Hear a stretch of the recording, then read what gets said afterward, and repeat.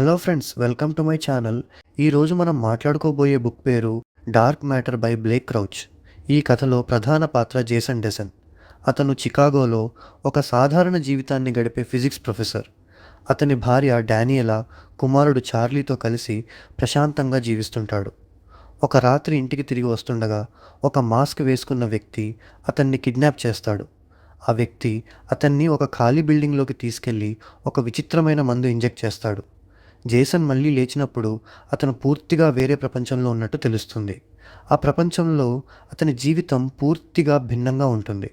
అక్కడ అతను ప్రొఫెసర్ కాదు, ఒక ప్రసిద్ధ శాస్త్రవేత్త. ఇంకా అతను డానియలాను పెళ్లి చేసుకోలేదు. చార్లీ అనే కుమారుడు కూడా లేడు.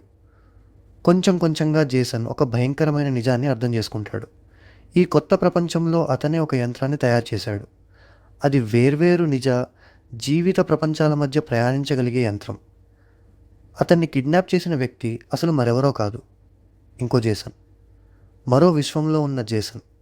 ఆ జేసన్ ఒక విజయవంతమైన శాస్త్రవేత్త అయ్యాడు, కానీ అతనికి కుటుంబం లేదు.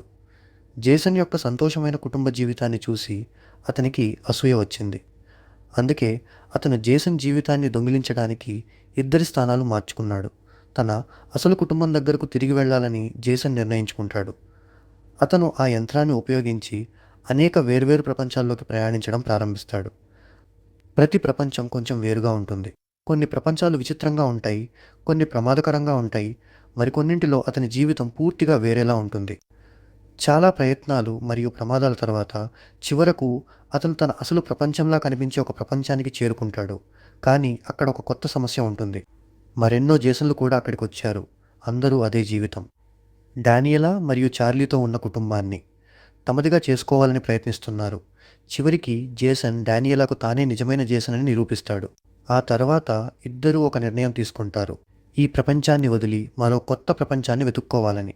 అక్కడ వారు కుటుంబంగా ప్రశాంతంగా జీవించగలరు. ఇలాంటి మరిన్ని వీడియోస్ కోసం మన ఛానల్ని సబ్స్క్రైబ్ చేసుకోండి.